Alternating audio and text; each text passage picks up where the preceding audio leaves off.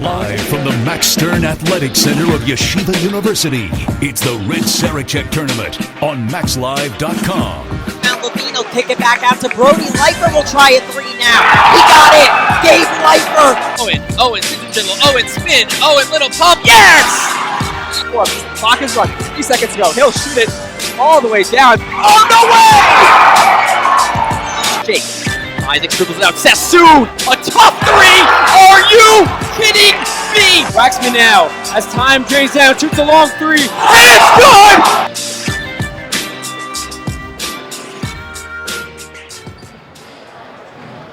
It's prime time here on Max Live. Glad you could join us. I'm Oren Glickman, reunited with my good friend Isaac Merwis. Isaac, it's a pleasure to be here with you. Great to be here, very excited. Let's cut right to the chase. YULA, MTA, two teams who are familiar with each other and the Red Sarachek tournament. Absolutely. You know, last year MTA faced off against YULA, first round matchup. Right now MTA is here this year, MTA is here every year, being the host team, and YULA's here every year being the most winning Sarachek team in Sarachek history. So this is going to be a very exciting matchup today, YULA MTA. YULA, 8 seed this year.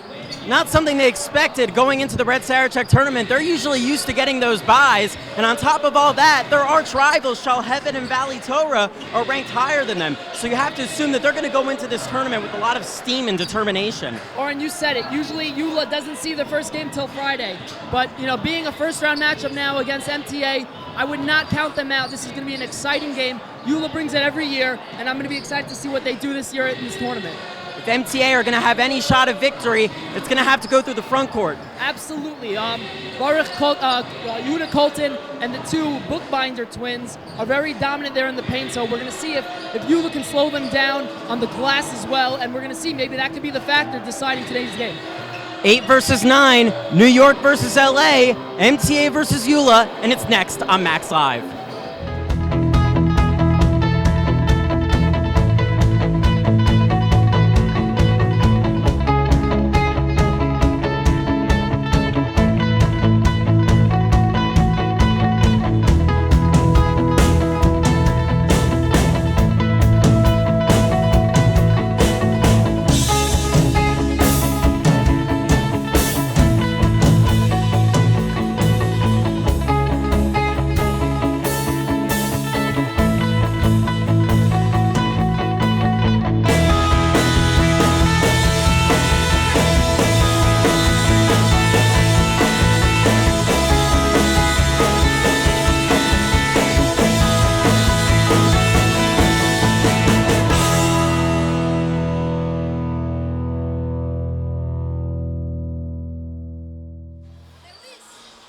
Welcome back to the Max Stern Athletic Center, MTA versus YULA. Isaac, everyone knows that this crowd, it's going to be the loudest and the most electric of any game we're going to see here today. Absolutely. This is always the biggest first round game of Sarachek because YULA brings their crowd, MTA brings their crowd. So this game, we're not really sure who the home team is at this game because we got YULA bringing almost all of their 11th and 12th graders, I think it's 11th graders to the tournament, and we have MTA with their high school here today. And these teams, they don't meet each other that often, but it's abundantly clear that they don't like each other. Absolutely. This is a rivalry that goes back to every Sarachek.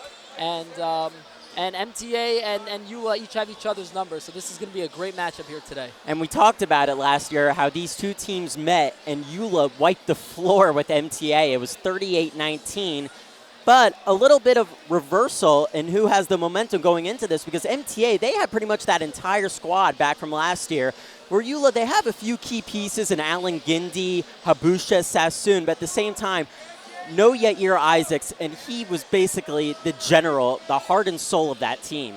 Yeah, Oren, you said it. You know, last year's MTA team was primarily juniors, and all those juniors are back now this year. So this year, this MTA squad is looking to get deep into the Sarachek tournament, that's for sure. And YULA, without their primary facilitator on the court, it's going to be interesting to see who's going to be the man to step it up this year for YULA. And something we also talked about before the game, Shlomo Weisberg, this is his second year of coaching, so a second-year coach, the team might improve a lot tremendously compared to last year. And Coach Hammy, a little bit of the opposite. He's had a ton of experience coaching the YULA Panthers. Yeah, Oren, Shlomo and Coach Hammy both have played for YU in college under Coach Halpert. So this is an interesting matchup in that regard. But Shlomo does not have as much coaching experience as Hammy does, especially when it comes to Sarachek. Hammy being here now several years and also being quite successful here at Sarachek. So it could come down to a coaching matchup. And we're about to get underway shortly. I believe that they gave the players more time to warm up because we're a little bit behind schedule. You know, the 2 Tier 1 games previously, those were excitements, and I believe that we have another dandy in us with this one. Yeah, very exciting games earlier today.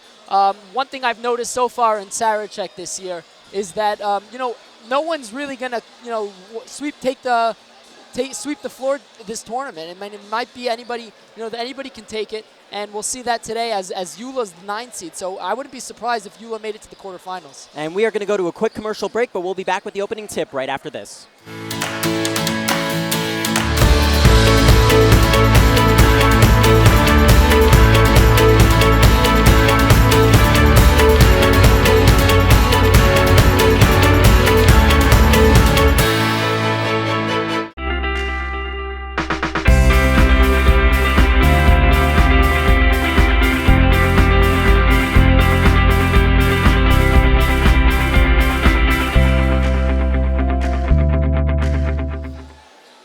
Welcome back to the broadcast. About to get underway. They're going to give the players another 2 minutes to warm up here.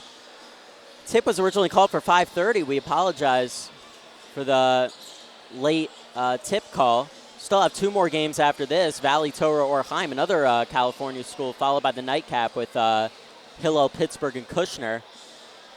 Isaac, we talked about YULA winning that Tier 1 qualifier last year. You have to assume that Coach Weisberg really studied the film from that game to see if he could draw some sort of scouting report when it comes to players like Alan Gindi and Habusha and Sassoon. Absolutely. I would say that Shlomo probably came well prepared. He's played in his own Sarachek tournaments, playing for Ida Crown. He's been here as a YU student watching several, and now he's coaching. So he's definitely come well prepared. The question is his lack of experience gonna hurt him? I think that you said that he's going to study a few specific players on YULA. They are missing a few of their key players, so their offense probably this year is a little different than it's been in the past. Taking us back to California, where they play against Shalhevet and Valley Torah, some Jewish schools that are here as well. Usually we see YULA almost at the top of the pack there. YULA today in this year's tournament is ranked 9.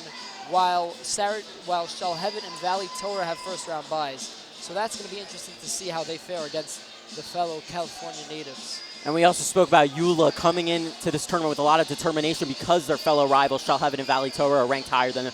Not only that, YULA, I believe that their season is already over. This is it for them, where MTA, they still have a quarterfinal game against YD to look forward to. Yeah, that's always been something I thought about when it coming from as an out-of-towner. What is valued higher, a Sarachek championship or a Yeshiva League championship?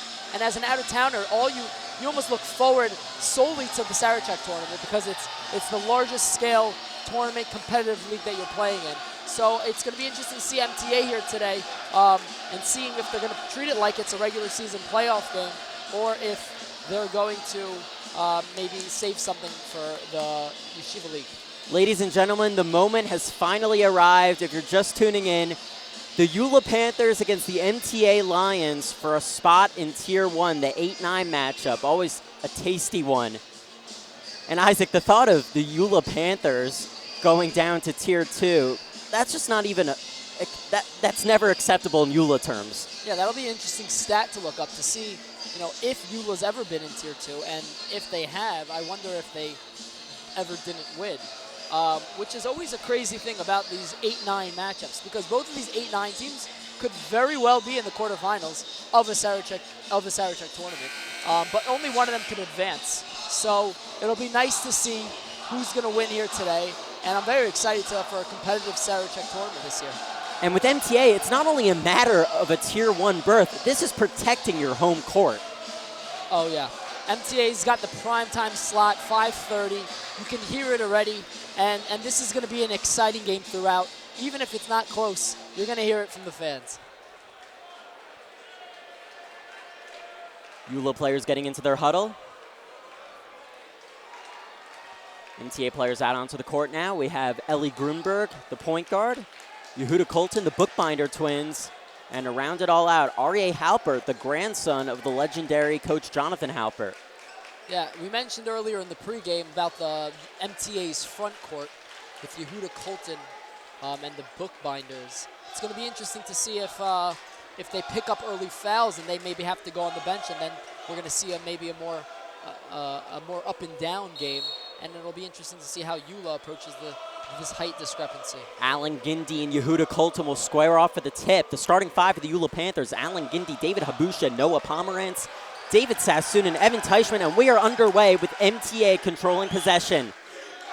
Defense Tran on one side, let's go MTA on the other side. Oh boy, this is going to be fun. It's Aryeh Halpert now with the ball, setting up Yehuda Colton, and an early foul there committed by David Habusha. I mean, that's going to be some of the problems you might see today with Yehuda Colton playing in the low block. They're going to either try to front him, or they're going to need to try to push him out of the paint. So we're going to see if they can maybe not foul him and try to play good defense without him really destroying them down low. Definitely a mismatch down low. YULA could really use someone like JoJo Himmelman in this contest. Absolutely. I mean, you see this is YULA's strength here. This tough defense. 3-point attempt, no good there by Benjamin Bookbinder. And here come the Panthers with their first possession of the game. Coach Shlomo Weisberg setting up the defense. Sassoon. Teichman. Here's Gindi. He beats Colton. And Colton commits the foul, so one team foul apiece. Speaking to some friends out in California, some graduates from YULA, I know that they're more familiar with the man-to-man defense where they play. So it's a little different for them to play against the zone. But they are more familiar with the shot clock. So that'll be something that we'll see whether it plays to their favor. Sassoon now at the point. Obviously, it was going to be a tough call for anyone to replace a point guard like Yair Isaacs. YULA taking their time. 19 on the shot clock. Gindi, they'll kick it back out. Lining up a three there. No good. In and out from Sassoon. One missed attempt from both teams. Colton now on the wing. Halpert from the free throw line. No good. And able to come up with the rebound there is Sassoon.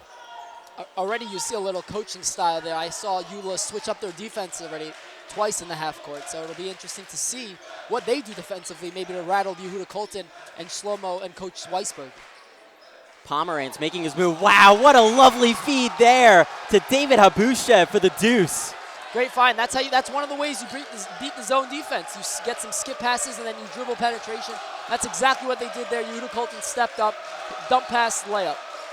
We're not even 3 minutes in, and the YULA faithful are already going nuts. Halpert for the response, no good. Offensive rebound there for Bookbinder. Lays it off to his brother, no good on the attempt there. Alan Gindi, nice rebound, able to keep it in, and here he comes racing down the other way. Lays it off to Sassoon. Didn't put enough there on the attempt. Grunberg going the other way now. I would have liked to see Sassoon take that up strong. Maybe get Yehuda Colton into foul trouble early if they take it into him. Grunberg now, he is so good off the dribble. Taking it in, maybe ill-advised there. A long rebound there to Pomerantz. He's going to take it himself, and with the block, Aryeh Halpert. Yeah, great defensive play there. I already get a sense of the pace of the game, and I'm really liking it this year. It's more up and down. Teams aren't really getting fast breaks and pulling it out to set up the offense. So this is already a good side. I would definitely think that this is going to be a lot more competitive than it was last year. MTA, they're stronger, they're more experienced.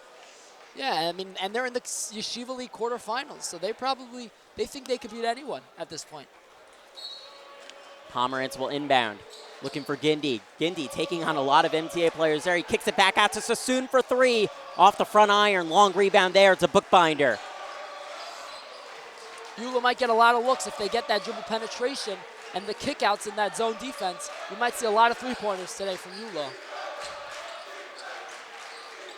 Colton playing outside now, which is rare because MTA, they do have the size advantage in the post. Halpert, Bookbinder now. He's watched by Gindi. Colton doesn't really take mid-range jumpers often, but maybe he should. Nothing but net. Yeah, Oren, I'm not sure if that's the shot they're looking for, but he was open, good look, took the shot. It was a long two. You said before that it was a little unconventional to see YULA Colton playing behind the arc. And I would like to see him down low banging a little bit, making a presence down low. Grunberg has to watch his back. Gets by Pomerantz. Good ball movement by MTA. Bookbinder, no good. That was a good look. Pomerantz and MTA will commit their second team foul. So a little bit of a slow start offensively from both teams, Isaac. Yeah, a little reminiscent of previous Sarachek years where halfway through the first quarter and the score's 2-2. But I like the pace. A few missed shots, missed opportunities. But so far it looks like the shots are gonna fall. So I think it'll be a good game. Gindi A little risky pass there. reclaims possession though. Got away with a foul. Habushe. We have a new face on the court for the MTA Lions. I believe it's Klein. Shot clock down to 15. Another team foul committed by the MTA Lions. Yeah, MTA showing a 3-2 zone, protecting that perimeter, especially when you have a YULA Colton in the paint. You can definitely afford to go out into a 3-2 zone. It'll be interesting to see whether Coach Weisberg switches up his defense. I know that we could probably expect it from Coach Hammy. Maybe go press up at some point, man-to-man zone. We'll see what Coach Weisberg does. And something to definitely keep your eye on, look at the squad of MTA compared to the squad of YULA's. Many more bodies on the MTA squad. As number 32, Evan Teichman cans the triple.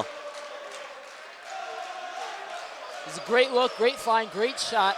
And I think that we're going to see a lot of that from YULA today. A lot of drive and kick. Bookbinder from mid-range gets the friendly roll. Good response there by the Lions. YULA really showing some toughness early on, not letting MTA get the ball, get it strong to the hole, take it strong to the hole. YULA have yet to go to their bench. Great ball movement. This is what they're going to get. They see a skip pass.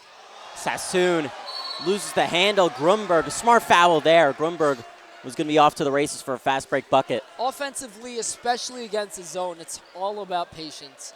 And I think Sassoon there forced a little bit. He could have come down with that ball and made that second pass, and it leads to turnovers. Colton.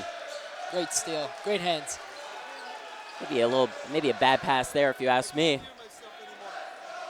There you go. Sassoon, extra pass, Gindi. He'll take it to the hole, nice penetration, can't get the roll. Colton taps it out to a YULA player. What a block there. But YULA will be able to reset. Gindi wide open. Nice help defense there by Colton. Gindi finds himself in a double team. Great defense there by the Lions. Klein, and he'll slow it down. Now he's going to take it in. He'll kick it back out. Grunberg thought about the three. He'll pass up on a nice cross-court pass there to Bookbinder. Thought about a spin move there. Halpert now. Klein. Bookbinder from the baseline, trying to set up Colton down low. Alan Gindi read that all the way, but he stepped out of bounds. That was a great steal. Great look for MTA. They were playing a little bit in that corner. You wanted them to get out of that corner, so that was a tough pass to make. But I think they got to find a better way to get YULA Colton the ball. And Isaac, can MTA play this to their advantage, going to their bench a lot more than YULA do?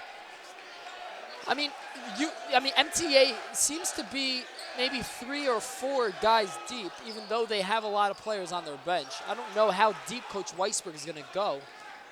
Whereas YULA might play 2 or 3 guys deep. big minutes. So I don't know if it's really going to be their advantage. I think YULA's in great shape. I think they're very competitive and they're ready to play, full 36 minutes or 32 minutes if that's what it takes. Gal Ben-Shushan actually recently checked into the game. That was the Panthers' first change. Sassoon, Pomerantz. Sassoon, good take. He draws the contact, and he'll shoot 2 at the line. And YULA, they're not playing with fear at all. They know that MTA are bigger, but they're not letting it get to them. Yeah, I'm sure Coach Hammy has told them, Yeshiva League big men tend to be a little bit on the softer side. So I don't think there's any reason to fear taking it into the paint. And we saw the few possessions that Alan Gindi drove baseline, and some other guys drove baseline into Yehuda Colton. Yehuda Colton stood there set, wasn't really leaving his feet. So I think YULA should really take advantage of that and take it into him. Sassoon cans a pair, and the Panther lead is up to 3 with about 1:14 remaining in this first quarter. And Isaac, YULA, they want to win, but not only that, they want to win and make a big statement. Yeah, YULA knows every year. Everyone thinks YULA is going to be a competitor every year. So YULA's looking for a Tier 1 game tomorrow. Halpert for 3. He's not afraid to take those off the mark there. Sassoon going the other way. And he'll calm things down. Let's see if YULA attempt to go 2 for 1 here. Gindi gets by Klein. There you go. Nice take there by Alan Gindi. Beautiful take, going baseline with his left-handed drive, right-handed finish. Alan's a strong boy. And what's great about Alan Gindi is Alan's very versatile. You see him playing there on the perimeter. He could drive, take his man off the dribble, but he's playing down low on defense, and he can guard virtually anyone on defense probably. Grunberg is going to take on the whole YULA team in and out. Nice strong rebound there by Gal Ben-Shushan. Gindi, let's see if he can beat the clock. Gindi. Nice play there. He'll shoot 2. Great take. Someone had to pick up ball there. I mean, Allen comfortably dribbled the ball up the court looking at the clock. No one picked up ball until he got into the paint, and then they were forced to foul him. And, of course, the last name Gindi, that's familiar to anyone who follows Sarachek. His older brother Jack was quite a success for the YULA Panthers a couple years ago, winning a Tier 1 championship as Gindi connects on the first. One thing that I noticed YULA doing offensively was not much. I would say they were moving the ball around, really just being patient with the ball. They didn't seem like they were really running any offensive X's and O's. So I'm curious if that's the case, or if they did have a few plays. A great end to the quarter for YULA. They're up 11-4, and we are going to go to a quick commercial break.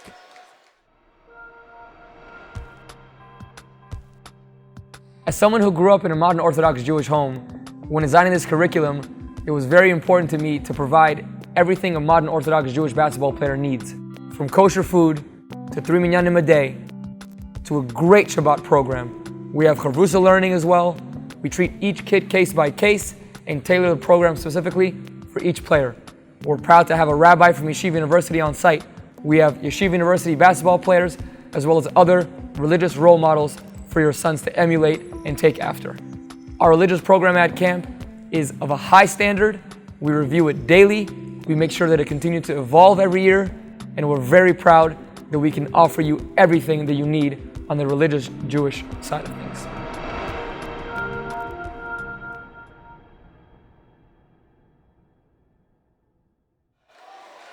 Welcome back to the Max Stern Athletic Center. YULA up on MTA 11-4. We are about to get the second quarter underway. Isaac, definitely a great way for YULA to close out the quarter. MTA, not so much. Yeah, YULA, the last couple minutes there, really took the ball strong to the paint. That's what I want to see. Most of those points, I mean, they got to the line a few times, but those points were in transition, which was beneficial to them because it's much harder to drive against the defense. And Coach Hammy, he was definitely satisfied with that performance. All he wants his YULA Panthers to do better is close out on the shooters. Sassoon.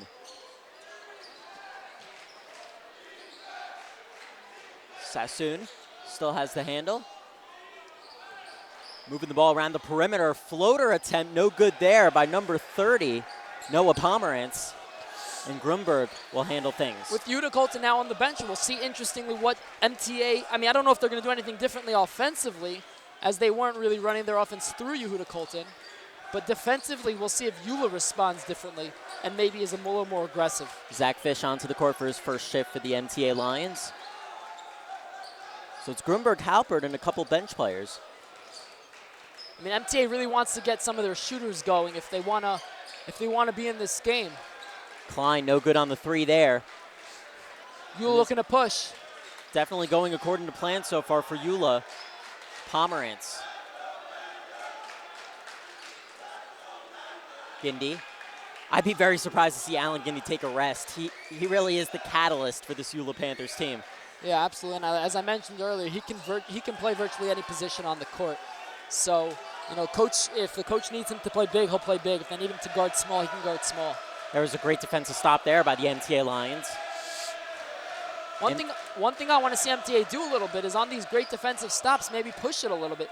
Take it take it at YULA and really attack the basket.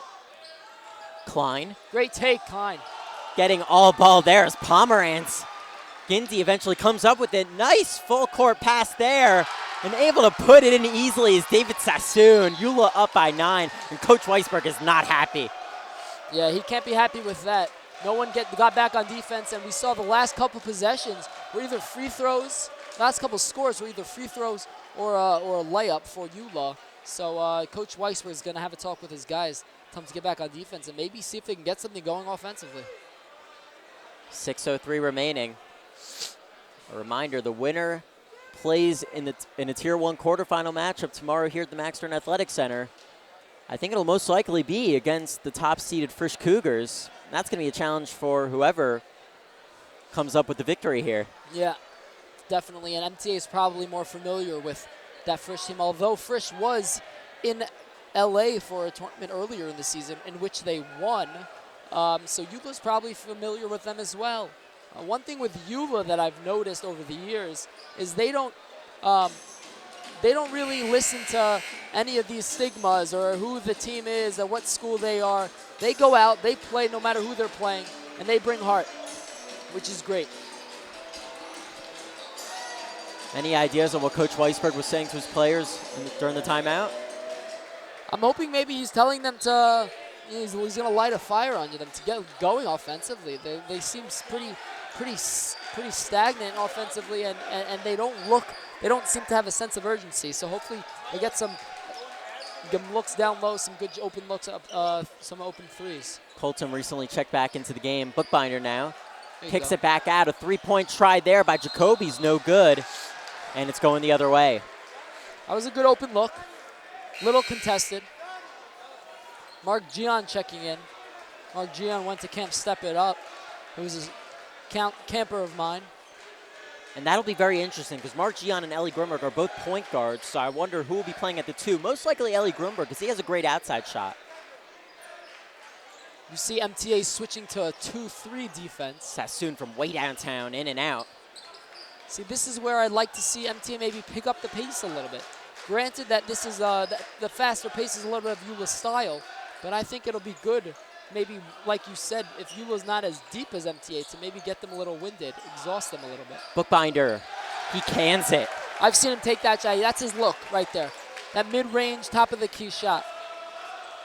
What an addition the Bookbinder twins have been to this MTA basketball program, transferring sophomore year. Yeah, whenever you have a 6 foot or higher or taller player that can shoot the ball, that's always an advantage to your What team. a great spin move there by Sassoon, but MTA getting the block party going. And I like to see MTA push the ball, really attack here. Again, Yuta Colton outside the three-point line.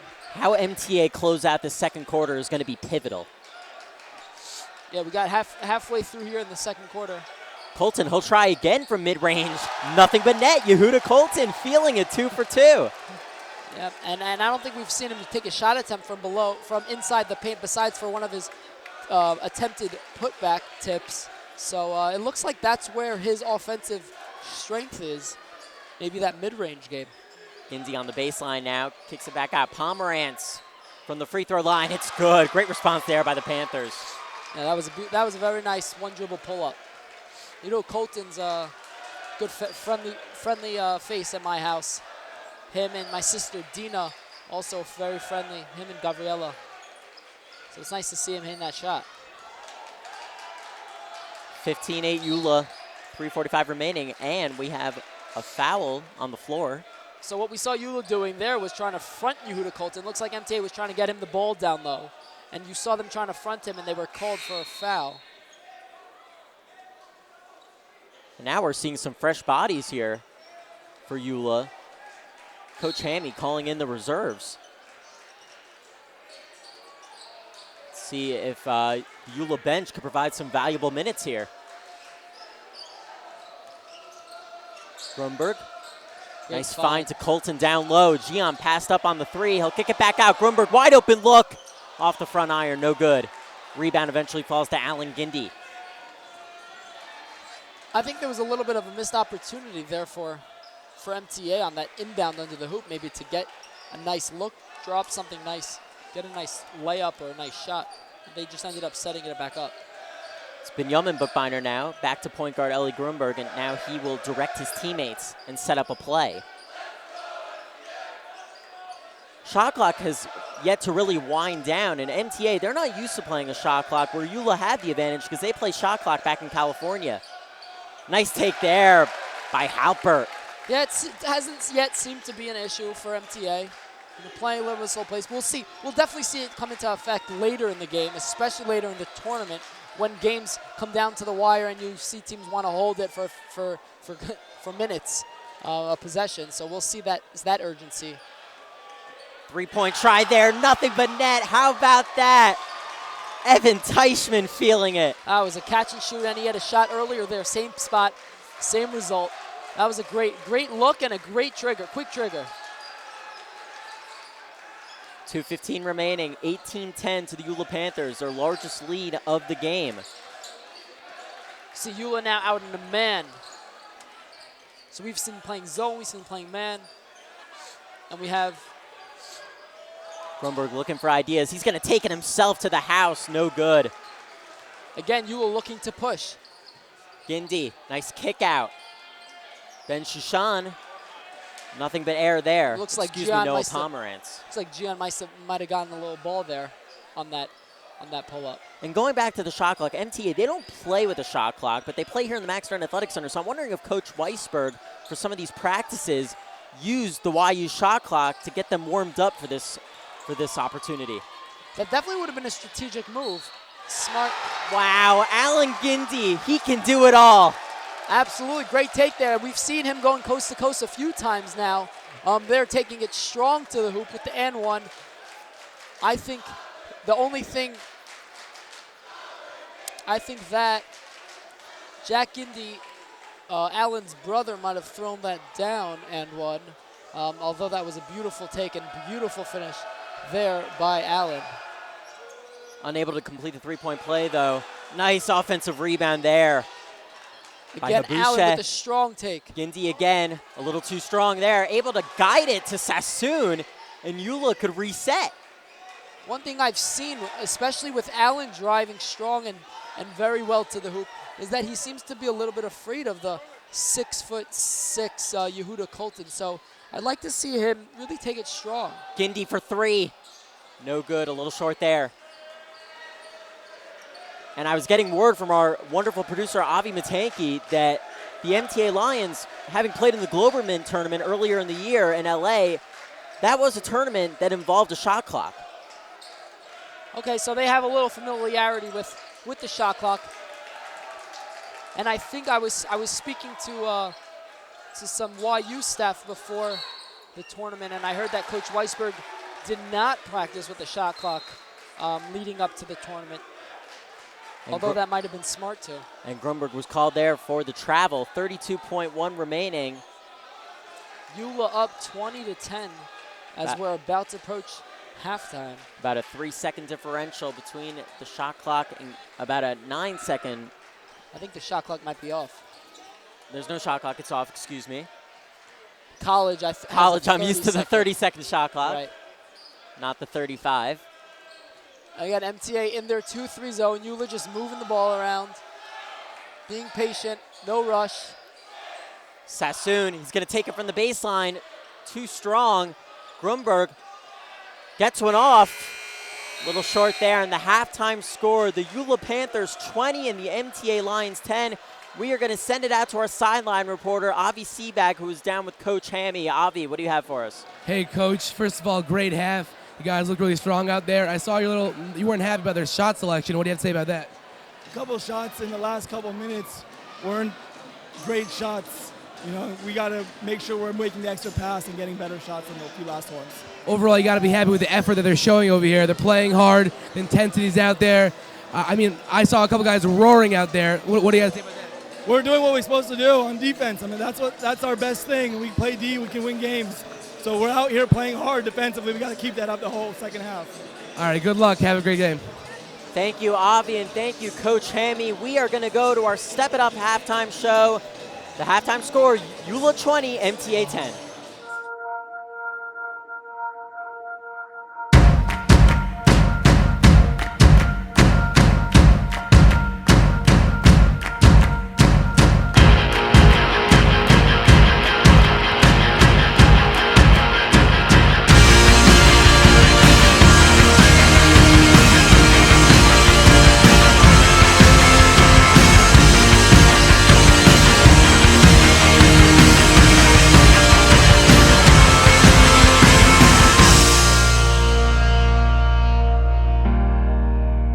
Step It Up is not your typical basketball camp. As a founder and camp director, I take great pride that over the last 5 years, we've produced athletes that are now playing in college, athletes that are now playing overseas in professional leagues. Our sleepaway camp is located at Colby Sawyer College in New Hampshire, rolling greens overlooking the mountains.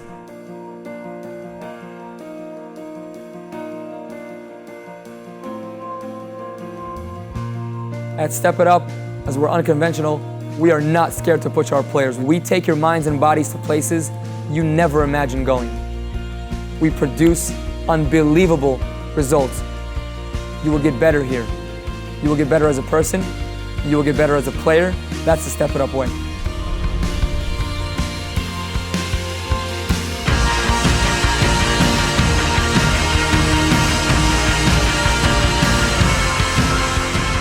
As much as Step It Up is an intense basketball training camp, and it is, we have a great off-the-court curriculum designed.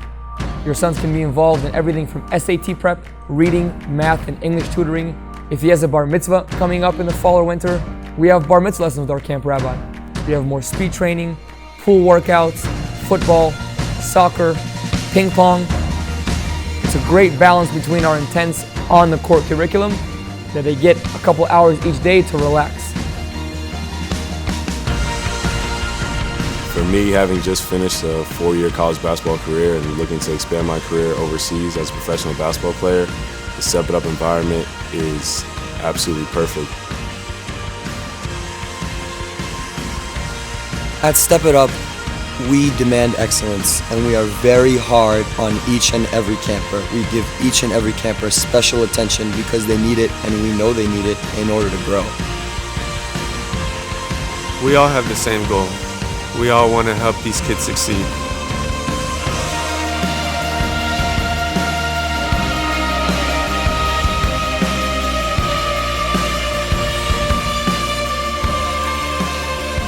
What happens here is magic.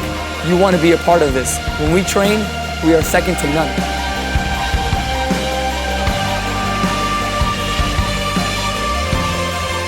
Step It Up was founded on the premise that the game is overplayed and undertaught. It is a skill development basketball camp for the serious athlete who's ready to devote his summer to transforming his game.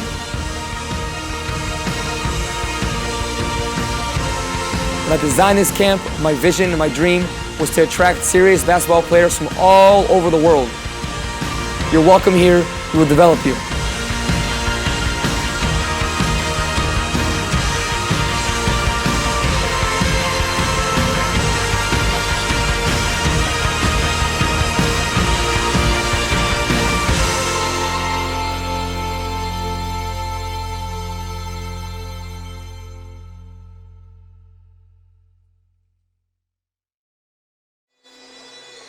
Welcome back to the booth. Oren Glickman alongside Isaac Merwis for our Step It Up halftime show. Isaac, you're the perfect person to ask about Step It Up, what it's all about. So if you could give the viewers back home, what is Step It Up basketball camp all about? Because you worked there a couple summers. Yeah, I was there 2 summers ago. Step It Up basketball camp is probably the highest intensity basketball camp you'll find in the Jewish world today. It's also it's a Jewish camp, which is also a great feel. So you're playing at a high level. And you're playing with other yeshiva kids. Yogev Berdugo, the director of the camp, does amazing things there. The camp every year is growing. It's becoming more involved in Judaism and more similar to camps like Morashas and Moshavas and Mesoras. So that's a great thing, what it's doing. But the thing that sets it apart from everyone else is the level of basketball there. Yogev Berdugo coached YU, assistant coach YU last year. It was been running Step It Up now for a lot of years, and he coaches at a very high level. He's been spoken to by NBA scouts, an NBA combine. At the NBA combine, he's been there participating. So we're talking about someone with a very high skill set in basketball development skills, and he's running this camp, and he's doing great things there. And Yogev Berdugo, as you mentioned, the head of operations, and you've had the privilege to play for him in YU and also work for him as an employee. What have the experiences been in both facets? For anyone who knows Yogev is a relentless, competitive, he's going to do it the best way type of guy. So you see that on the court, playing for YU, at practice every day. We got to give it, literally, you won't understand this until you work for Yogev. You have to give it 110%. I remember him running a private practice with me at campus, Step It Up. He didn't stop training me and making me run until I threw up on the court. And that's the type of guy Yogev is. Yogev's going to push you to your limits till you think you can't go anymore. And Yogev's been part of this new institution with Coach Steinmetz of this morning practices. We're practicing at 5:45 a.m. every morning, 5 days a week with a Sunday practice. And it just shows, their grit, their competitiveness, and how they really go all in for everything. And Isaac, you've grown a lot as a player under Coach Berdugo's system. Would you say that you've grown a lot as a player and as an individual overall? Yeah, absolutely. I mean, these lessons I was just talking about going all in, working your hardest, pushing your limits, these apply across the boards, in relationships in the professional world. And something Yogev has taught me is, looking at these things as opportunities to really test how far you can go. So Yogev, aside from the basketball, the on-court skills that you're going to develop at Camp Step It Up, you also learn intangible benefits, intangible skills that you can take to your home, to your school, to your friends and family, and it's really, and this is what Step It Up's about. And we are now going to go to our sideline reporter, Sammy Beckerman, who is down with Coach Shlomo Weisberg. Sammy, what do you have for us? Start you guys wanted to get off to. But what'd you tell you guys in the second half, in the locker room, in order to get them to get back in the second half? It's very simple. We're not executing offensively. We had a game plan. We haven't sort of succeeded in executing that. So offensively, if we execute the game plan, we're confident we'll get some more points on the board. But I also told them that defensively, since we're not scoring points, defensively we really need to step it up. We need to, Tyson and Gindi have gotten some open looks, some offensive rebounds. Listen, bottom line, if we play with our seichel and play with our heart, we'll be fine in the second half. Also, a difference between you guys and YULA is YULA's finished their season. You guys are in the middle of a playoff run. Do you think that's something that affects you guys coming out here? I hope not. It shouldn't affect us. Right now, the most important thing is this game with YULA, this tournament. We're not even thinking about the playoffs. So right now, I don't think so, no. All right, good luck, Coach. Back to you guys. Thank you, Sammy, and thank you, Coach Weisberg. We are going to go to a quick commercial break. We'll be back with the second half right after.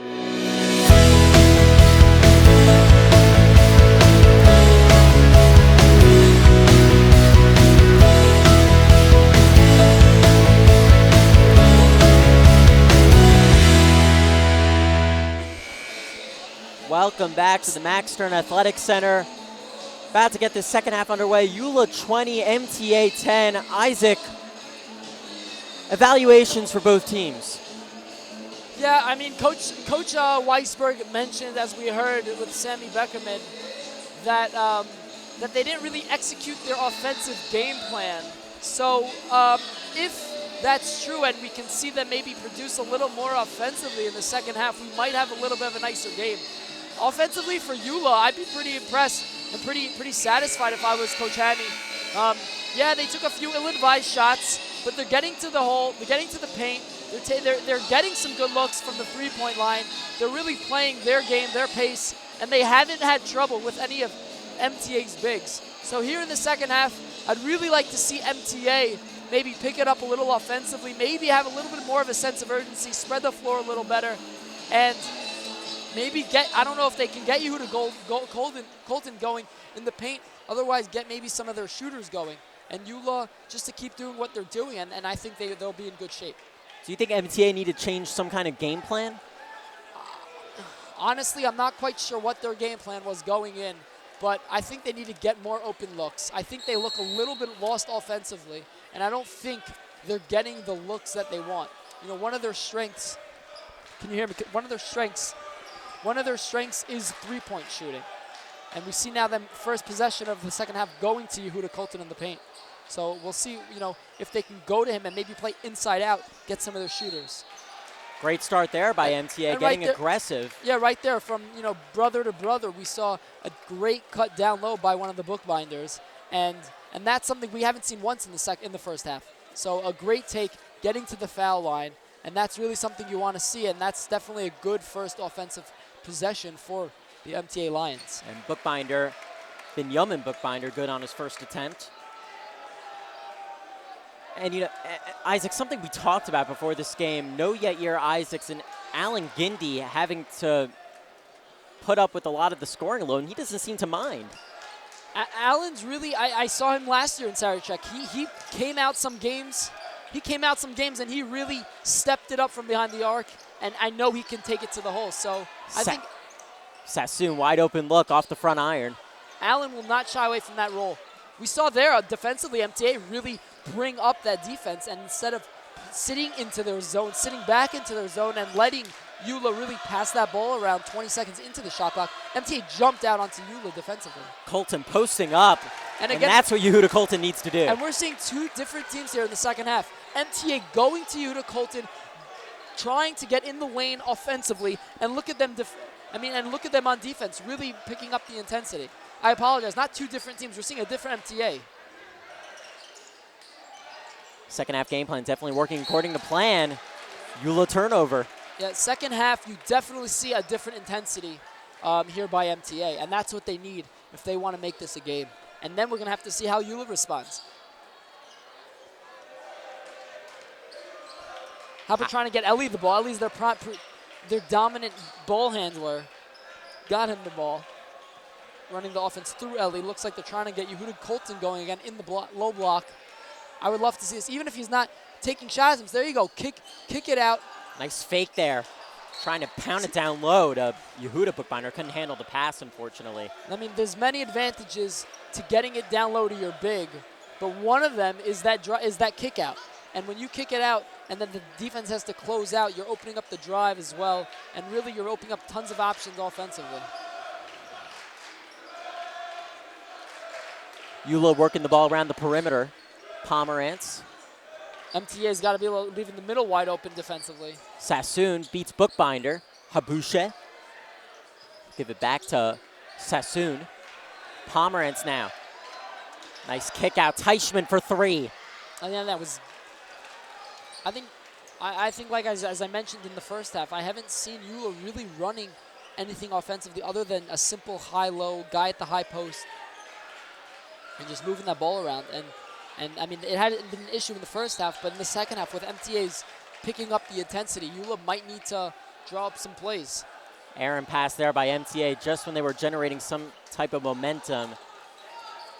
Costly turnover there where YULA can now capitalize.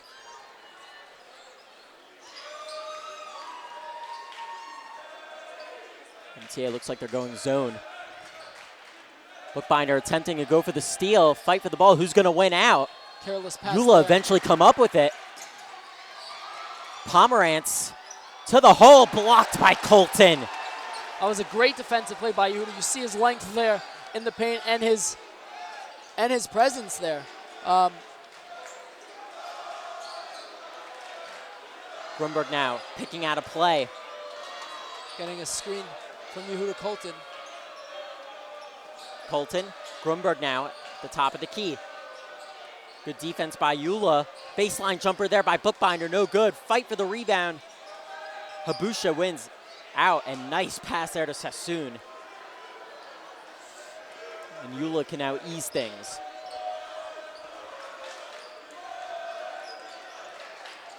Gindi, mid-range, no good there. One thing I've noticed, I've watched a couple of the earlier games today, and most of the teams I was watching were playing a man-to-man defense, and those teams also just so happen to be out-of-town teams, if that has any correlation. But we see here today both teams playing a zone, although YULA did play a little man-to-man, and it definitely has some effect on the game pace and the scoreboard. Teichmann. It's a lot harder to see that star player go to, so to speak, go to work and really put on a show when they're playing against the zone. Pomerantz. Gindi now finds himself triple team Sassoon. Kicks it back out. Gindi, extra pass. Pomerantz, Teichmann now. Good help defense there by MTA. Shot clock's down to 2. And you'll have to put one up. You saw, I mean, MTA played some great defense there, but I think YULA had some good open looks that they passed up. And some bad passes led to a poor shot attempt at the end of the shot clock. Colton with some good position there. Kicks it out for Grunberg in and out on the 3. That would have cut it to 3. So that's a good shot there, and I think that's the shot they want. I think maybe be a little more patient. Well, Yehuda's got to be a little more patient with the ball in the post. Maybe let the defense come down a little bit to help, and then he can make that kick out. LD might have had to rush that a little bit. Gindi had the look. He passed up on it. Instead, he'll do what he does best, attack the basket, and eventually gets fouled. Definitely much better third quarter by the MTA Lions, Isaac. Absolutely. YULA hasn't even scored in the second half, so we see a little bit defensively what MTA is doing. Although we haven't seen much scoring this game, MTA putting up 4 points already in the second half early on, and then slowing down a little bit. We'll see if they can maintain that intensity for the rest of the second half. And we have a timeout on the floor with 2:57 remaining. YULA 20, MTA 14. We're going to go to a quick commercial break. We'll be back in just a sec.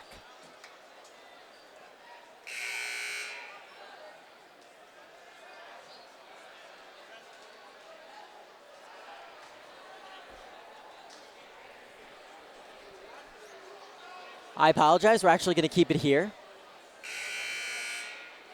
Yeah, Coach Hammy there calling a timeout. I mean, we're 5 minutes into the second half, into the third quarter, and he hasn't seen a bucket by his YULA Panthers. So Coach Hammy probably wants to maybe get a little offense going. I think defensively they're doing okay. I think they just got to keep doing what they're doing. But I'm hoping maybe he drew up some X's and O's to get something going offensively. And you see right here out of the bat on the inbounds play, you see a little bit drawing something up. Illegal screen there on YULA. Costly turnover going the other way. Now MTA with a chance to cut the lead. And it looks like Coach Weisberg is going to stick to the game plan that's been working out in this third quarter. Keep looking for Colton down low. Another bad turnover there by MTA. A little miscommunication there. Teichmann Pomerantz. Now it's Ben Shishan on the court, Sassoon. Sassoon dishes to Pomerantz. Pomerantz. You see MTA really bringing out their zone. Look, you see Colton's not even in the paint. No one on Gindi. Gindi. That's his shot. Not known for three-point shooting. Teichmann from way downtown. Looked like it was in. Hit the outside of the net. I think if YULA can bring up MTA's zone, they can maybe get some backdoor looks. How about Colton again from mid-range? Not this time. Offensive rebound by Halpert, but he loses the handle, and eventually the ball finds Sassoon. As you mentioned earlier in the game, not having Yair here to really facilitate and dictate the floor is looks like it's hurting YULA's offense a little bit this year. And YULA will play with the ball a little bit. Can't milk clock too much because of the new shot clock this year. Pomerantz, Sassoon passed up on the 3. He'll get the ball back though.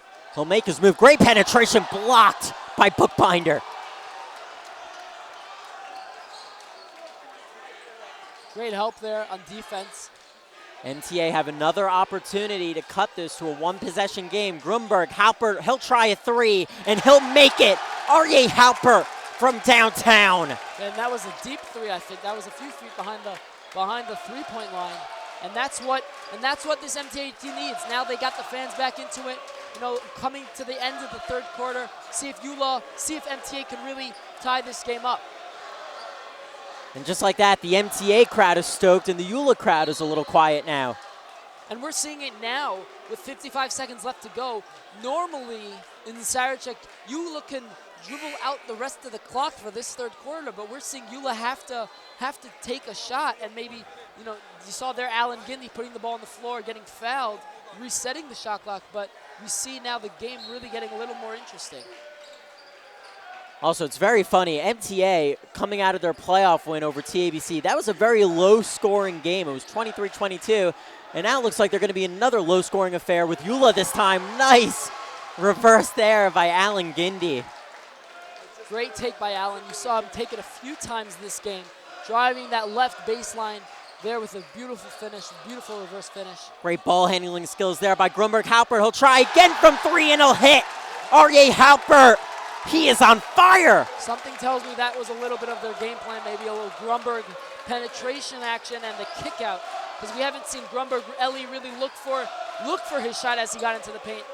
And that was a great find, great shot by Halpert. Mr. Merwis, we've had a very slow start to this game, but it looks like we are going to be in for a very exciting fourth quarter here. I hope so. I hope it becomes an offensive matchup and not a defensive matchup, because then we're looking at a low-scoring second. YULA will have 4.2 to get a quality shot off. Their lead all of a sudden is down to 2. A much better third quarter showing here by the MTA Lions. That's Aryeh Halpert's third foul. So Coach Shlomo will take him out. I guess doesn't want him picking up a fourth foul here very late with 4 seconds left in the third quarter. Almost had too many men on the court there. No one to find. And that was a forced pass there. Eventually, Grunberg comes up with the steal. But he stepped out of bounds. Possession back to YULA. Panthers get a break there, Isaac. Yeah, I didn't have a great angle there. Looked like he might have been fouled there, but apparently he was called for being out of bounds. And this actually, you know, with a second to go, YULA has a chance now for one dribble. As they say, you know, as many seconds as there are, that's how many dribbles you have. So maybe a one dribble pull up, maybe a lob at the rim. We'll see what they do, what they drop here. Another forced pass there. YULA didn't learn the last time. Yeah, they didn't really. Maybe Hammy could have called the timeout there to get a good shot. Now with 0.2 seconds left, not much you can do other than really tip the ball in. I don't even know if you have time for a catch and shoot. I think 0.03 is. Gonna try a tip in there. No chance there. Looks like MTA will just inbound, and that'll do it for the third quarter. I mean, I think. And that'll do it. At the end of 3, it's YULA 22, MTA 20. Don't go anywhere. We are in for a very exciting finish. We're going to go to a quick commercial break.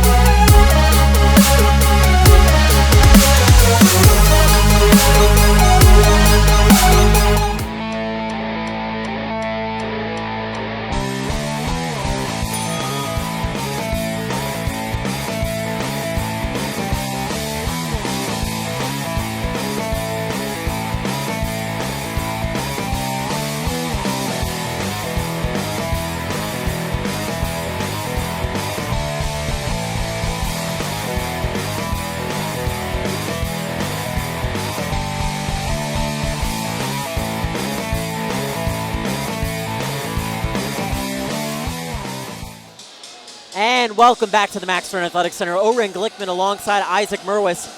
Isaac, how's this for a stat? Only 2 points from YULA that entire third quarter. Yeah, very unconventional from especially a team like YULA. You like to see them really put points on the board. They're used to playing at a higher pace game, especially with their shot clock. So that's very interesting to see. I think it has to do a lot with MTA's defense. Really coming out with more intensity, bringing up their zone and pressuring, playing a little more intense on the perimeter against YULA, not letting them pass the ball around. Here's MTA's problem, though. Just as R.A. Halper was heating up, he gets himself into foul trouble. Yeah, so, I mean, I think that MTA does have an advantage going into this fourth quarter. You see them with a little more intensity. I think Coach Shlomo was really hyping them up. They're in that huddle, and they think they got this game there to outscore. They outscored YULA 10-2 in that quarter. So they got a lot of momentum going into this fourth quarter. And a turnover there by YULA. YULA, they have to be better this quarter protecting the three-point line. Yeah, here, MTA has a chance to take the lead even. Jacoby now with possession. Colton. He'll swing it to Bookbinder. Nice find down low to Jacoby. Can't execute. And we have a tie-up. Possession arrow in favor of the MTA Lions. Now you saw them, MTA there again, trying to get the ball down to Yehuda Colton. And, you know, Coach Hammy probably stressing the fact not to let him get the ball down there because we see what happens when he does. Bookbinder from the baseline, and we are all tied up. And that's what you got to do when you get those inbounds plays under the hoop, inbound possessions under the hoop. You really got to capitalize. Easy way to play, easy way to drop a play to get an easy hoop. Total momentum swing now to the MTA Lions. Gindy now, he's going to do it all himself. Maybe got hit there, a little contact. Great left-handed drive. No good with the reverse. Ellie Grumberg controlling the MTA offense. And MTA with an opportunity to take the lead. I think it will be their first lead of the night. Ball eventually finds Klein. And the 13th foul committed by the YULA Panthers. A little risky pass there by Ellie Grumberg. I mean, you're told never to get up in the air and pass. I don't know if that was. He came to a nice jump stop, but you know Ellie Grumberg, when he's penetrating, especially against this MTA, this YULA zone, that he's looking to kick. So he was looking there for a Colton, I think. Not with Halpert out there to shoot the three, it's a little tough. And the game plans are simple for both coaches Hammy and Weisberg. Coach Hammy, you got to push up the intensity on defense. Where Coach Weisberg is, try to continue spreading the floor very well. Yeah, absolutely. The spreading the floor helps Ellie Grumberg, especially passing the ball around if they're in a zone. And then getting that reversal to penetration helps Ellie Grumberg penetrate and then find that open man on the perimeter, whether it's Bookbinder for a mid-range or it's Halpert for a three. Great offensive rebound there by Bookbinder. Put back no good. YULA coming the other way. And YULA have a chance to reclaim the lead and maybe get back some of their early momentum. Gindy goes up with it, and we have a blocking foul. I mean, Alan Gindy seems to be like their most consistent penetrator offensively. We've seen him a few times get the rebound and take it the other way, all the way to the paint. I think that might be their biggest strength against MTA. Before MTA could set up into their zone half-court offense, YULA has a chance to take it into the paint without a Yehuda Colton there protecting it. Gindy no good on his first attempt. And something new with these MTA jerseys, their patch, they have an interesting centennial patch because this is actually the 100th year of MTA's existence. So very cool, nice touch there by the MTA Lions. Oldest yeshiva high school in the country. Gindy misses on both free throw attempts, but YULA were able to come up with the offensive rebound, and they'll reset. Sassoon. Guarded by Halpert, he's back into the game. MTA need him on the court badly for the rest of this game. Sassoon, Habusha from mid-range. Too strong. Nice strong rebound there by Klein, and Grumberg will take it across the timeline. MTA chance now with a chance to take the lead. Every possession is critical now, Isaac. Yeah, and someone walked into the gym right now, they would not.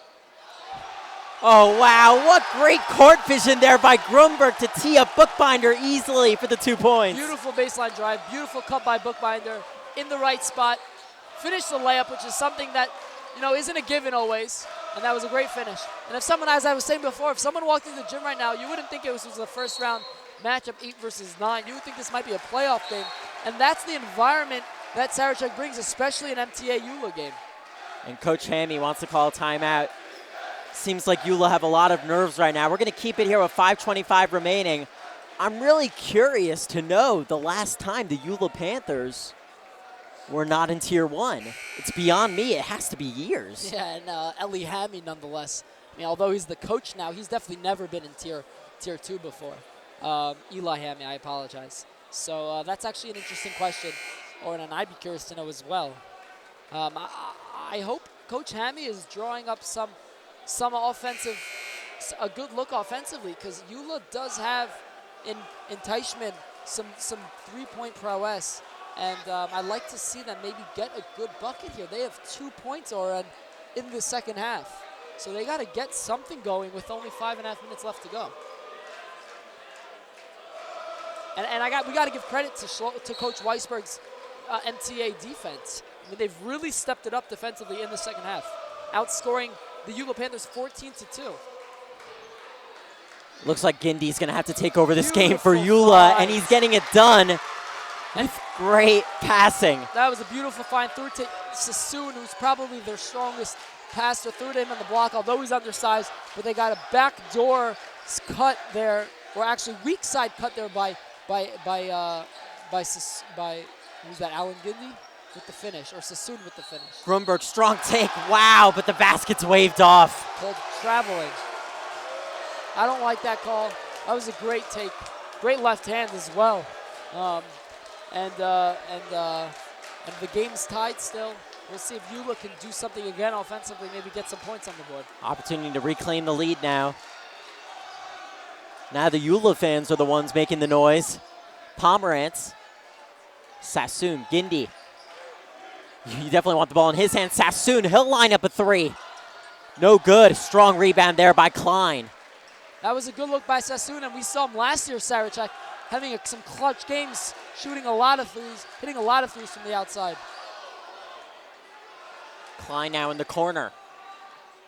He's guarded by Teichmann. Halper back in the game. Grunberg at the top of the key. What's he going to do? He's going to launch a three. In and out.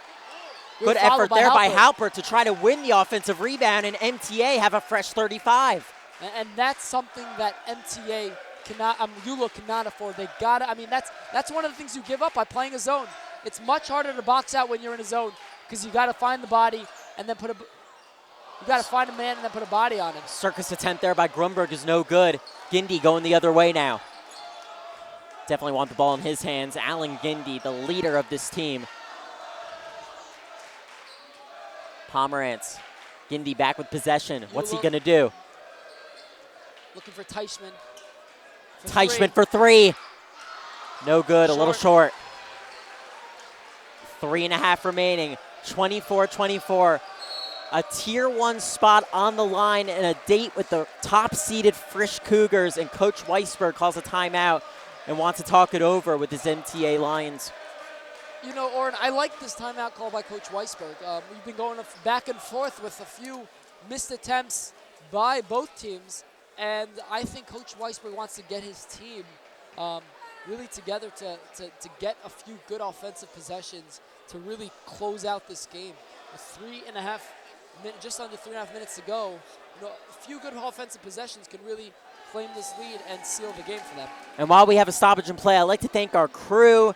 I'd like to thank our phenomenal sideline reporters, Sammy Beckerman, Avi Seabag, our cameramen, Levi Herman, Natan Beanstalk, Alex Solutsky, scoreboard operators, Andrew Bronner, Sarah Gordon, and Justin Safier, photographer, Sarah Elspass, our phenomenal writer, Jack Gantrow, and of course, the guys upstairs, Avi Matanki, Leo Corman. We could not have done this without you guys. And of course, our booth producer, Jacob Herenstein.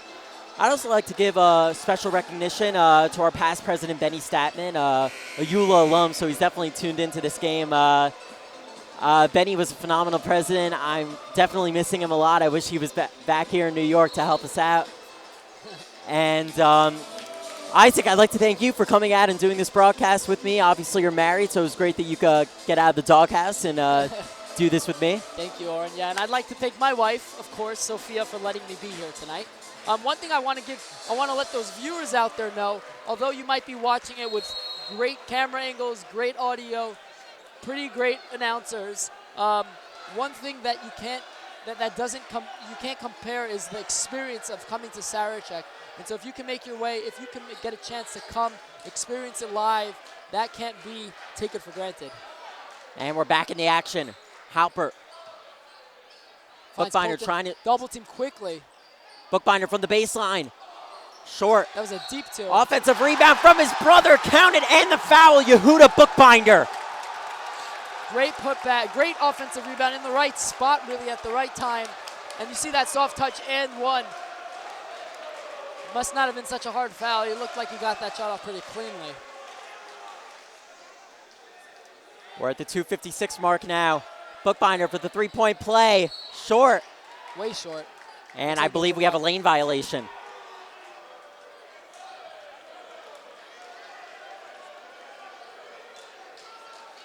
So 26-24, the MTA Lions. YULA under a lot of pressure, Isaac. They're expected to win.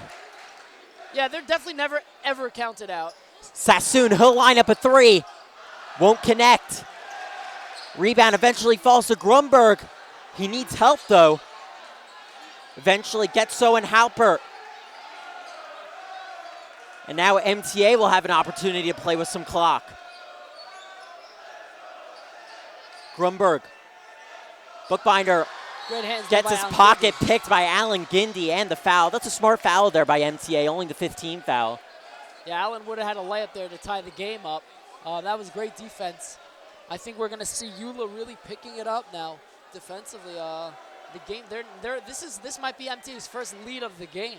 Now with just under 2.5 minutes to play in the game. What a phenomenal turnaround by MTA. Who could have saw this coming, especially after that lackluster first half? Yeah, really turned themselves around. I don't know what Coach Weisberg said to them in the locker room, but they came out a different team, both on the offensive end and on the defensive end. Pomerantz floater. Can't get the roll. Rebound to Colton. Rebound and great defensive play by Colton there. Under 2 minutes remaining now. Stepping up to cut off that drive. Contest that floater. Big defensive possession here for the Panthers. Colton is going to give it to Halpert. Halpert watched tightly by Teichman. Bookbinder is calling for some help. Gets a pick from his brother. Great backdoor cut. And the basket is waved off. That'll be a foul on the floor, and I believe we will get one-on-ones now. One thing I was concerned going to this game was that YULA was going to maybe out-hustle MTA, but I've been quite impressive with MTA's toughness, especially in the second half. I mean, they're clearly a different team going into the second half. So. And Yehuda Bookbinder able to get the friendly roll. And he'll get a second free throw attempt. Chance to make this a two-possession game. And it's still a one-score game. 1.5 remaining. Who do you give the ball to, Sassoon or Gindy? Or Teichman. Maybe get an open look for Teichman for three. There it is. Speak of the devil, Teichman for the tie, no. And Grunberg corrals the board, and he'll settle things. And the YULA faithful, they wanted a walk there by Grunberg. They didn't get the call. Grunberg, Bookbinder. Bookbinder short there. I think that might have been a little bit of a forced shot. You have the clock in your favor. A few seconds, you have like 15 seconds left in the shot clock. You didn't need to force that shot. Gindy for the tie, no. Long rebound there to Grunberg. And a foul there by Gindy. Yeah, Allen's been short on a few of his threes from the top of the key over there, so I was just telling him to use his legs. Bend those knees. Isaac, I know MTA are the higher seed being 8 and YULA being 9. Would you still consider this a mini upset somewhat? I only would because it's YULA. Although this MTA team is a pretty good team. You know, we haven't seen a strong MTA team in a couple And years. MTA have a fresh 35 now, and YULA have to foul. I mean, this MTA team's pretty well-rounded, but Ellie Grunberg really in the game, the entire game, controlling the offense. And his ability to handle the ball has really, if they go out on top of this game, is going to be the difference maker, because their pressure, YULA is bringing a lot of pressure, but at least being very careful with the ball. And if they can knock down some free throws, they can close out this game. And again, MTA cannot convert on the front end of a 1-on-1, but another offensive rebound, this time to Colton, and YULA have to foul again. And we talked about it in the pregame. YULA, they're not big compared to MTA. Yeah, I hear that, but Oren, I don't care how big you are. You just got to go for the guy's knees. You just got to box him out, and you should get rebounds. So MTA's really got to. YULA's got to understand, if they're sending MTA to the line, and then MTA is catching them a break by missing free throws, you got to get those rebounds. MTA is right now 0-3 from the last 3 free throws, and the previous 2 were the front end of a 1-and-1. So we're talking about real opportunities passed up by MTA. This could be a 7-point game. The game could have been out of reach, but now MTA is keeping YULA in it, giving them the chance, but YULA's got to come down with a rebound. And Colton 1 of 2 there, so now it's a 2-possession game with 39.9 remaining, and Coach Hammy will call timeout. Again, I can't stress how important it is to rebound. There were a few possessions there before the free throw that MTA, or that YULA forced MTA to take some bad shots, but MTA got the offensive rebound. We have Bookbinder's offensive rebound, putback and 1, which was huge. And then we have there a few free throws that MTA was able to get the offensive rebound. You got to be able to keep your players off. You got to be able to keep the offensive team off the glass.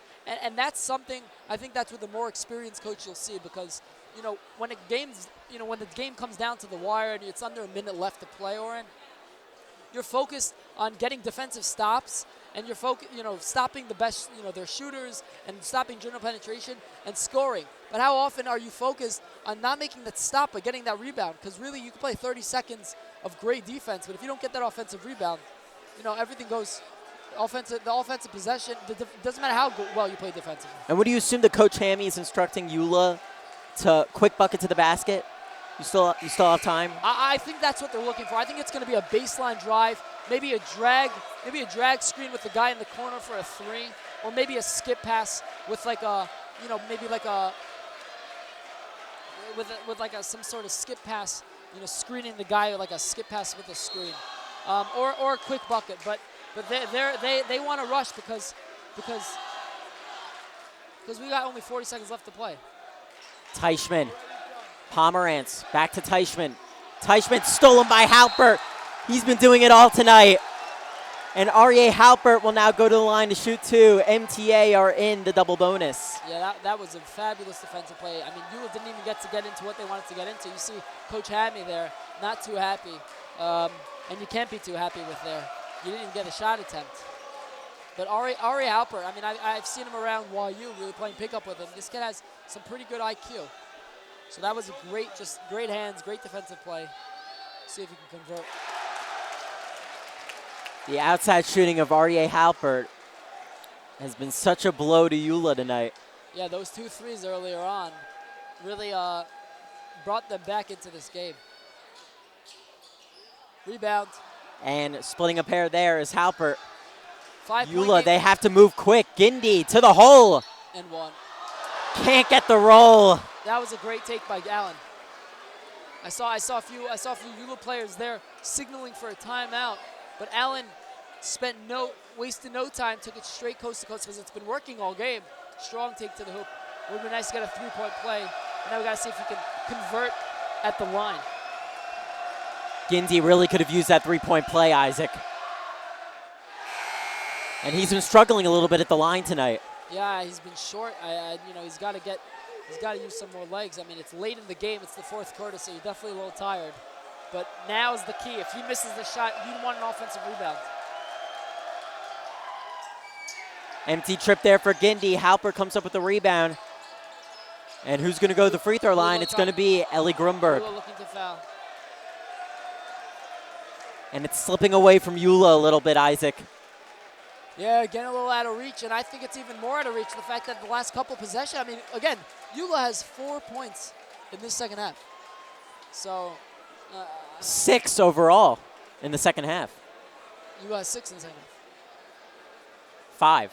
It was 20-10, I believe, at halftime. Grunberg for his first. Nothing but net.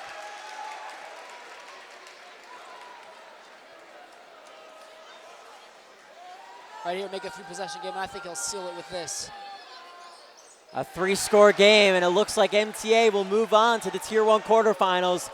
The YULA Panthers going to Tier 2. I thought I'd never utter those words in my life. Yeah, I mean, MTA really, not only did they come out to play in the second half, but they really closed the game here, especially with Ellie Grunberg controlling the ball on offense. And you saw there 2 free throws, nothing but net. And that's what you need, you know, down the stretch, hitting those free throws. If this game came down to free throws, it's got to be, you know, those are almost those gimmies that you got to knock down, and you don't want to come, you know, finish the game and then wish you hit those free throws. So what MTA is doing right now to close out this game all comes after their great defensive performance. Again, holding YULA to only 4 points in the second half, and great offensive intensity, really attacking and getting better looks on the offensive end. Credit to MTA. They definitely learned a lot from last year's debacle against YULA, got their revenge. And they'll look to get revenge tomorrow when they play the Frisch Cougars, because Frisch, when they met this season, Frisch beat them by 18 or 20, I believe. Yeah, for that Frisch team, the #1 seed overall. The #1 seed overall, Frisch, has actually beat MTA 3 times this season. And 2 times in California and 1 time in the Yeshiva League. It's actually not certain that MTA will play Frisch because RASG pulled off the mini upset over Cooper. Time is winding down. Teichmann, desperation 3, rolls in and out. Rebound to Colton, and it looks like Grunberg will dribble out this clock. The MTA crowd, the players, Coach Weisberg, they are all pumped. They pulled off the win. They beat the YULA Panthers. Final score, MTA 31, YULA 24. We are going to go to a quick commercial break. We'll be back with our post-game show in just a bit.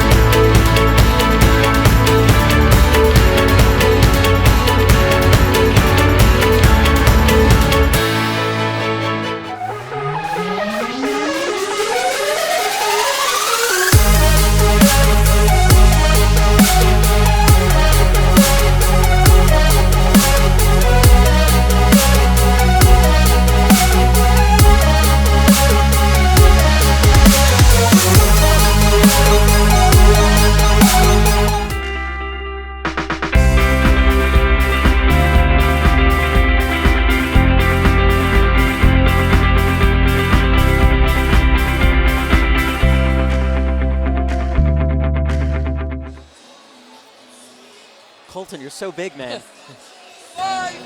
Welcome back to the postgame show. Oren Glickman alongside Isaac Merwis. We're with Yehuda Colton, R.A. Halpern, and Ellie Grunberg. Ellie, I'm going to ask you the first question. YULA, they blew you out 38-19 last year. Were you able to study some of that game film and draw some conclusions heading into tonight? Yeah, we watched a lot of game film, especially me. Last year, we were very hesitant.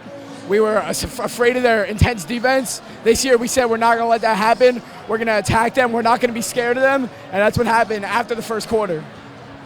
Yeah, I mean, you guys, if you guys look at the box score, you guys only scored 10 points in the first half. But what stood out more in the second half, you held YULA at only 4 points. What did you guys do defensively differently in the second half? So I don't know if you guys noticed, but we're one of the tallest teams here. And I don't know, we take pride in our defense. We just beat TBC 22-22. Defense is key. Defense wins championships. Also, we weren't taking bad shots. When we don't take bad shots, they don't get fast break layups. And Mr. R.A. Halpern, your three-point shooting was definitely clutch in the third quarter. How did you get going? How did Coach Weisberg instruct you to spread the floor and get your open looks? Well, they always say shooters have to have short memories, and that's what you got to do. I mean, you miss a couple, just come back with strong follow-through, and that's what I did. So hopefully we continue it to the next couple of games. There's a reason his nickname is Trace. Guys, congratulations. A phenomenal win over YULA. enjoy it, but you're back to work tomorrow for a Tier 1 quarterfinal matchup. Get some rest, and we'll see you back here tomorrow. Let's go, baby. That'll do it for this broadcast. Isaac Merwis, final thoughts, sir? Yes, it'll be very exciting to see MTA face off in the next round against Fish, who they're 0-3 against. So that'll be interesting to see. It's been a pleasure calling this game. That'll do it for us. For Isaac Merwis, the rest of our crew, I'm Oren Glickman. Thank you so much for tuning in. Stay tuned. Valley Torah and Orchaim coming up next. Good night.